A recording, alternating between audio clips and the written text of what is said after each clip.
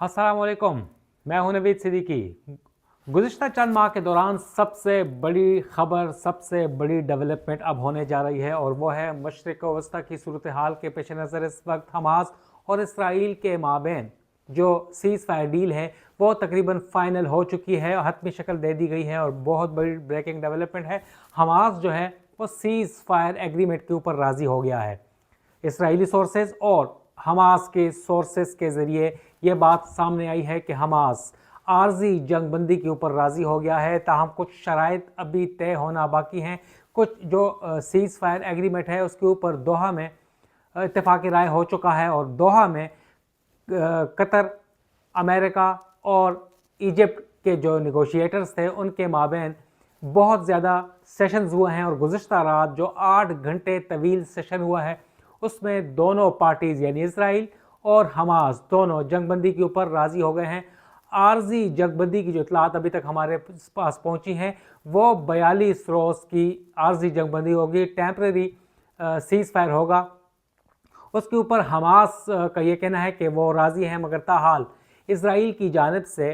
उनको कुछ मैप्स फराहम किए जाने थे कि जिसमें इसराइली फोर्सेस का विड्रॉ होना था गज़ा से और उसके ज़रिए मैप्स ही बता सकेंगे कि कहाँ कहाँ से वो जाएंगे। उसकी तफसीलात हमने आपको थोड़ी देर में बतानी है कि मज़ीद कौन कौन से नुकात हैं, मगर इससे पहले हम इसका बैकग्राउंड बता दें। इस जो डिस्प्यूट है, मसला कब शुरू हुआ। 7 अक्टूबर 2023 को हमास के कुछ जंगजुओं ने इसराइल के ऊपर हमला कर दिया और उसमें 1200 से ज़ायद जो बताया जा रहा है अभी तक कि इज़राइली शहरी और उनके फ़ौजी मारे गए और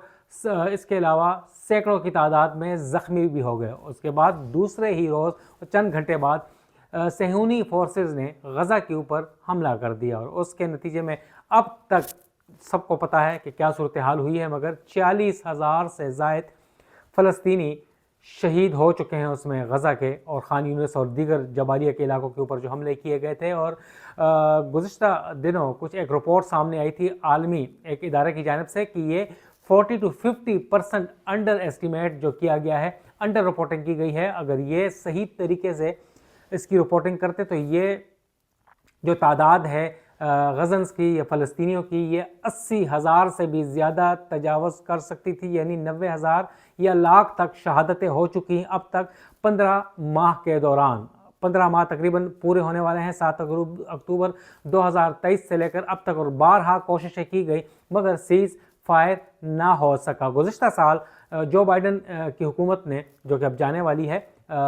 उस वक़्त ये सीज़ फायर टॉक्स शुरू की गई थी मई में और उसके ऊपर कुछ शराइत तय की गई थी जिसके ऊपर अब इत्तेफाक किया गया है दोहा में और अब इसके ऊपर अमल दरामद का वक्त आ गया है। तकरीबन अब से जो मैं रिकॉर्डिंग कर रहा हूँ चंद घंटों बाद इसके ऊपर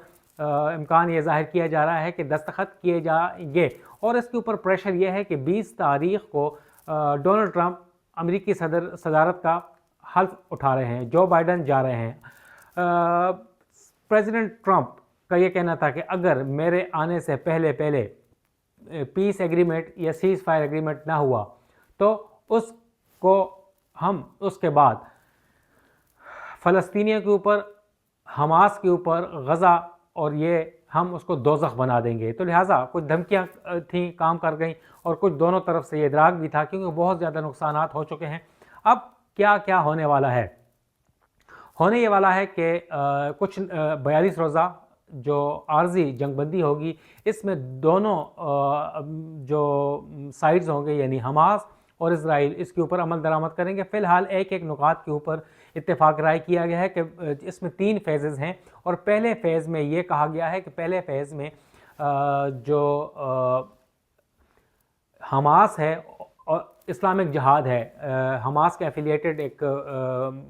ग्रुप है, जिहाद ग्रुप है इस्लामिक जिहाद, वो उनके पास इस वक्त जो 33 शहरी हैं या 96 यरगमाली हैं उनमें से 3 पहले मरहले में रिहा करेगा हमास। उसके बदले जो नेटार्ज़म का एक इलाका है, एक बहुत गुंजानाबाद इलाका है और ऐसा लगता है कि वो बिल्कुल एक बहुत स्ट्रेटेजिक जगह के ऊपर है, वहाँ से इज़राइल अपनी फ़ौजें वापस बुला लेगा। दूसरे मरहले में फिर حماس یا اسلامک جہاد مزید 4 یرغمالیوں کو رہا کرے گا اور اس کے بدلے پھر دوسرا ایک علاقہ ہے جبالیہ، وہاں سے صہیونی فوجیں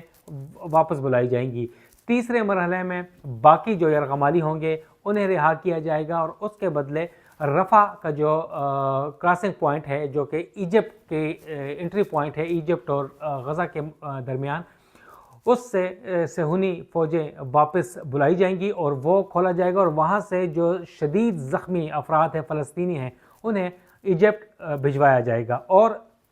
رفح کراسنگ کے اس سائڈ پہ ایجپٹ کی طرف یعنی مصر کی جانب جو عالمی امدادی ٹرکس یا ریلیف گڈس پڑی ہیں ان کو غزہ، خان یونس، جبالیہ یا دیگر جو متاثرہ علاقے ہیں وہاں پر بھجوایا جائے گا، اور اب یہ پہلا فیز ہے۔ دوسرا فیز ایک دوسرا ہے، اس میں مزید جو یرغمالی ہیں انہیں رہا کروایا جائے گا، اور اس میں یہ بتایا جا رہا ہے کہ 1000 سے زائد فلسطینی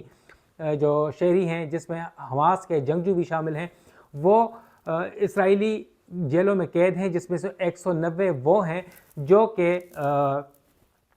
جو 23 اکتوبر 7 اکتوبر 2023 کے حملوں کے بعد انہیں گرفتار کیا گیا تھا، اور یہ بتایا جا رہا ہے کہ جو پرانے 15 سال پرانے قیدی 1000 انہیں تو رہا کر دیا جائے گا، مگر جو 7 اکتوبر 2023 کے اسرائیل کے اوپر حملوں میں ملوث حماس کے جو جنگجو ہیں یا اسلامک جہاد کے ان کو رہا نہیں کیا جائے گا، اور فی الحال جو حماس یا اسلامک جہاد اس شرط پر راضی ہیں۔ اس کے علاوہ جو ہاسٹیجز ہیں یرغمالی ہیں تقریباً وہ 96 بتائے جا رہے ہیں اسرائیلی حماس کے اسلامک جہاد کی قید میں، انہیں رہا کیا جائے گا، مگر اس میں سے وہ جو 36 ہلاک ہو چکے ہیں دوران قید ان کی لاشیں دی جائیں گی، اور باقی جو زندہ ہیں ان کو مرحلہ وار دیا جائے گا۔ تیسرے مرحلے میں کچھ اور شرائط ہیں کہ اس کے اوپر عمل درآمد ہوگا تو اس کے بعد پھر ایک مستقل سیز فائر کی جانب بڑھا جائے گا، اور اس کے علاوہ اس میں یہ بھی کہا گیا ہے کہ جو بفر زون ہے اس کی سیکیورٹی جو کہ 800 میٹر کا بفر زون ہے اسرائیل اور فلسطین کے مابین، اور یہ غزہ سٹرپ کہلائی جاتی ہے، وہاں کی جو سیکیورٹی ہوگی اس کے اوپر اب ٹاکس ہو رہی ہیں کہ اس کی جو سیکیورٹی ہوگی وہ کس کے پاس ہوگی، قبضہ کس کے پاس ہوگا۔ تاہم اس کے اوپر اسرائیل، امریکہ اور UAE متحدہ عرب امارات کے مابین ایک پلان، ایک منصوبہ بنایا جا رہا ہے کہ جو کہ سیکیورٹی کے فرائض ایک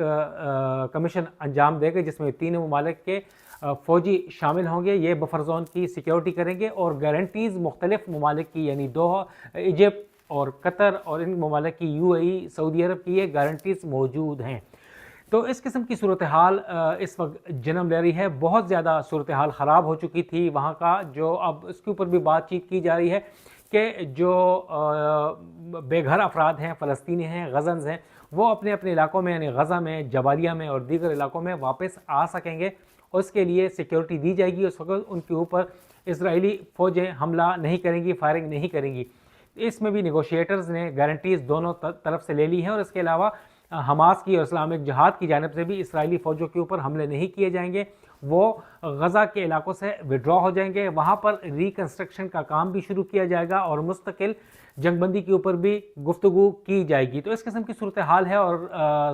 ذرائع کا کہنا ہے کہ حماس راضی ہو گئی ہے، تاہم کچھ تفصیلات باقی ہونا ابھی باقی ہیں۔ اس میں صورتحال یہ ہے کہ ابھی میپس جو نقشے دینے ہیں، تفصیل دینی ہے کہ کن کن مرحلوں میں اسرائیلی فوجیں پیچھے ہٹیں گی اور غزہ کو فری زون قرار دیا جائے گا، تاکہ جتنے بھی بے گھر افراد ہیں جو کہ پیدل آنا چاہتے ہیں، گاڑیوں کی صورت میں آنا چاہتے ہیں، تو وہ 3 جو بڑے بڑے گنجان آباد علاقے ہیں جہاں کی جو انٹری ایگزٹ پوائنٹس ہیں جو کہ مین آرٹریز ہیں، شہرک کہا جاتا ہے غزہ پٹی کی، اس کے اوپر اسرائیلی افواج قابض ہیں، ان سے کیسے پیچھے ہٹیں گی۔ تو لہٰذا اس میں تمام تر جو ٹاکس ہیں وہ کامیاب ہو چکی ہیں، اور جو بائیڈن نے بھی اس کا اعلان کر دیا ہے کہ دونوں فریقین جو اصولی طور پر اس کے اوپر راضی ہو گئے ہیں، اور امکان یہی ظاہر کیا جا رہا ہے کہ آج رات یا کل صبح تک دوحہ میں اس کے اوپر دستخط ہو جائیں گے، اور عمل درآمد جو ہے وہ جمعہ سے یا جمعرات کی لیٹ نائٹ سے شروع ہونے کا امکان ہے، تاہم ابھی اس کے اوپر گفتگو شنود کی جا رہی ہے۔ اچھا، ان دنوں میں ہوا کیا 15 ماہ کے دوران؟ مڈل ایسٹ کی صورتحال بالکل یکسر بدل کر رہ گئی ہے۔ کیسے؟ اگر ہم دیکھیں تو اس جنگ کے دوران، اسرائیل اور حماس کی جنگ کے دوران 3-4 ممالک بہت زیادہ متاثر ہوئے۔ اس میں صورتحال یہ ہے کہ سب سے پہلے جو ہے وہ اسماعیل ہانیہ ایران میں اسرائیلی جو حملے میں وہ شہید ہوئے۔ دوسری جانب حسن نصر اللہ، ان کے صاحبزادے، ان کے داماد، ان کے تمام رشتہ دار، ان کی تمام ہائرارکی لیڈرشپ، وہ اسرائیلی حملوں میں، ان کی افواج جو ڈیفنس فورسز کی حملوں میں وہ ختم ہو کے رہ گئی۔ لبنان بھی صورتحال خراب ہو گیا۔ اس کے علاوہ ایران کے اوپر بھی حملے کیے گئے اسرائیل کی جانب سے۔ ایران نے اسرائیل کے اوپر بہت زیادہ میزائل پھینکے، اس کے اوپر حملے کیے، کافی نقصانات ہوئے، کافی ٹینشن بڑھی۔ اس کے علاوہ اس کے بعد پھر کیا ہوا، بشار الاسد کی حکومت جو ہے 8 دسمبر کو جب دیکھا کہ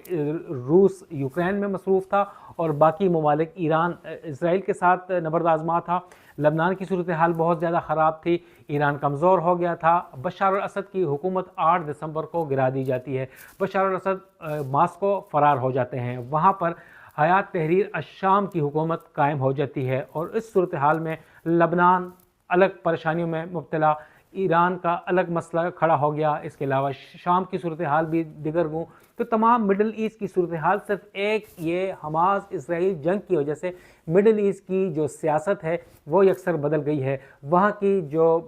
مسئلے مسائل ہیں وہ زیادہ ہو گئے ہیں۔ اسرائیل نے واپس جو 1200 کلومیٹر کی گولان ہائٹس ہیں اس کے اوپر بھی